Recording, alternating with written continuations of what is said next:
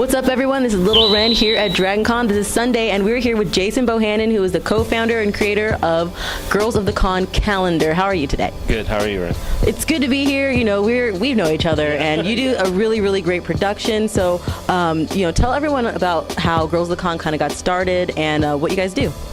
Well, we actually got started at DragonCon. Me and Tracy met for the first time in 2007, and we were staying with a shared friend that we have, and she ended up leaving, going home sick, so me and Tracy were just stuck at DragonCon with each other, and we hung out and went to a lot of panels, and we just kind of took in the whole experience, and I was a newbie at it, so she showed me a little bit around, and we got to talking about it, and we said, you know, this is something that a lot of people don't know about. They don't see all the talent, all the costumes, all the creations that these people put time and effort into, and so we should create an organization that can kind of showcase these talented people and give them a stage to show their own creativity on, and that's kind of where it was born. It was born right here at DragonCon, and that's really kind of why we keep our calendar release here, because this is where it was born, so why not bring it home every year, you know? And that's kind of it. That's really great, like to know that this is something born of the convention that we are here at right now. Absolutely. So what are some of the trials and tribulations of kind of what you go through? I know that if anyone hasn't seen the calendar yet, it is a beautifully done 12-month calendar, 12 pages of beautiful costumes, beautiful cosplay, beautiful photography of girls and some guys that we started getting in there too, in their costumes that they've made. So what kind of goes into getting this creative process going? Well, it starts pretty much after every calendar release every year. It starts at the very end of the year. We start taking submissions. We have people that will send us pictures or send us links to their page and say, hey, you know, we're interested in being a part of this with you. You know, give us more info or add us to your list. And me and Tracy, we just look through and we try to represent a little bit from every different genre there is at the con. We try not to leave anybody out. We are not discriminatory. We're not looking for supermodel quality, you know, costumes and things that people spend thousands of dollars on. I mean, we're looking for unique, talented people, and you know, just something that you would see at the con. I mean, you come to the con and you don't see, every outfit you see is not some $10,000 creation that somebody spent a year on, and it's still impressive, it's still creative and thought out very well. And so our process goes into narrowing it down and contacting the people, getting them set up for shoots, and a lot of times that's our biggest issue is getting everybody together for their shoot and show up at the right time with their costume ready. It's like DragonCon. I mean, all right, a lot of people come to DragonCon, they say, oh, I didn't have my costume ready till last night. Well, that works the same way when you're doing a photo shoot. A lot of times they'll say, oh, I don't have this ready, or can we put it off a few weeks, you know, and then that goes into other schedules. So that's probably the biggest issues we have as far as getting the whole thing produced. Choosing locations that are relevant for the shoot. When we started out in the early years, it was really hard to find locations, so we did a lot of photoshops, a lot of backgrounds, but the more we got into it, the less we wanted to go that route. We wanted to give everybody more of a perspective of what the draw really is, which is bringing fantasy into the real world. And I think that's what everybody loves about conventions is you're walking down the street and there goes Wonder Woman, or there goes Batman, or you know, any character, and it's just we wanted to bring that feel to life outside of the con and say, okay, you know, this is what it would look like if Catwoman lived in your city. What would she be? She'd be hanging off the fire escape behind this building right here, you know. Or you want to see if you had the embodiment of a unicorn living in your town, where would it be at? What would its backdrop look like? You know, where would you go to find a unicorn living in your city? So, so it's right. kind of fun, you know.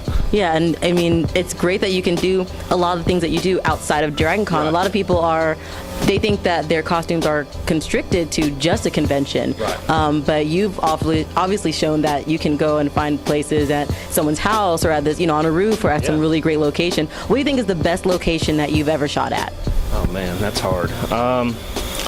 Well, probably from an inspirational standpoint, I lived in the historic district in a town called Gainesville, north of here, and there was a lot of old buildings and courthouses, structures, big open parks type areas, and it worked out really well for some of the shoots we had. Probably the best location we've ever shot in, though. Absolutely narrow it down. Wow. That's a hard question. I don't know if I can answer that. I know there's so many options. Yeah, there is. They're a lot of fun. I mean, it just, I don't know if I could really narrow it down to one particular one. I think probably one of the scariest locations is when we shot Foxy Roulette on the fire escape, because she was in 6-inch heels.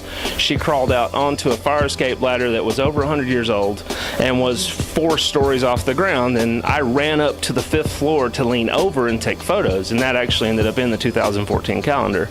That was kind of a scary day, and Tracy's standing back there playing "Nobody Die, Nobody Die," and so that was one of the funner ones, I would say, but I don't know. It's hard to narrow it down. Okay. I mean, yeah, when you're like kind of, because you take all the pictures, like or a lot of the pictures, you're very artistic on it. So it's like asking, like, well, what is your favorite? Like, there's no favorite. Yeah, there's not. It's just you know. I think with every shoot, I have a moment where I go, okay, that's the shot. And if I don't get that feeling after the shoot, then I start to get worried. But a lot of times I'll go home and post, and I'll be looking through, and okay, I did get it. I was just so hectic shooting that I didn't realize it. But there's always that moment where you go, yeah, that's the shot. That looks good. That's exactly what I wanted. And that happens with every shoot. So, you know, that's the exciting part.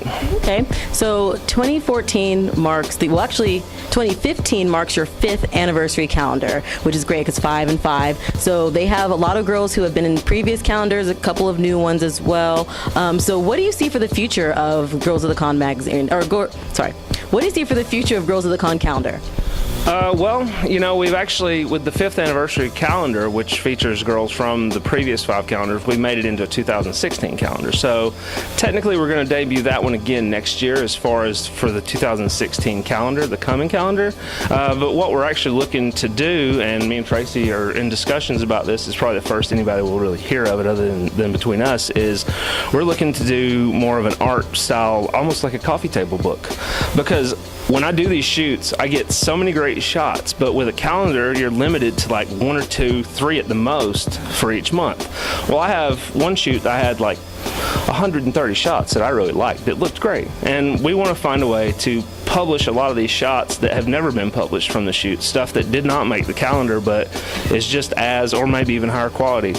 Because with a calendar format, if it's a long, like a vertical shot, like a portrait shot, a lot of times it doesn't come across very well. The image is too small in a calendar format. So with a calendar format, you try to stick to like a landscape shot.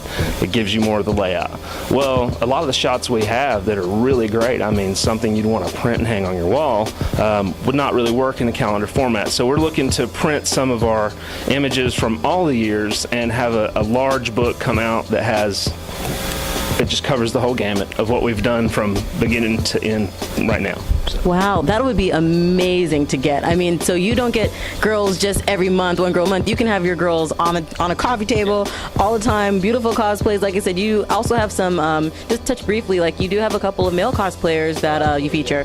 Yeah, and you know, with the book, we're looking to not only just feature the stuff from the calendars, but also our convention coverage as well, because we do, you know, all the different conventions across the country. Tracy does Comic-Con, and we have a lot of really great images that were captured at conventions that weren't ever used in any calendars that we'd like to showcase and show off. Because again, the inspiration behind it all was really just the mass of talent that you find at these conventions. And but as far as the man dimes, which is what we call them, as far as the guys, there's been some interest and some talk about putting together a guys calendar as well.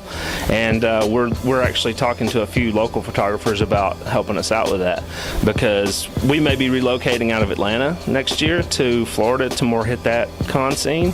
But we have some local guys here in Atlanta that are talking about putting together the Men of the Con project. So something to look forward to, perhaps. I will definitely be looking forward to that. I'll buy a couple of calendars of that all years.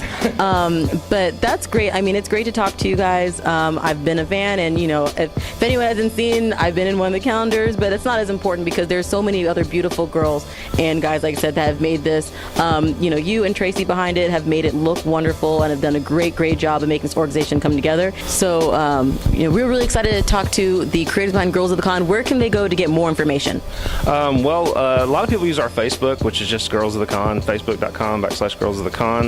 You can go to our website, which is www.girlsofthecon.com, and there'll be links there to all our social media, Twitter, Tumblr, Facebook, all that good stuff. And really, we also have, right now, our calendars and our pins from Hard Rock. I don't know if you guys see these or not, but we have some Hard Rock pins from our event.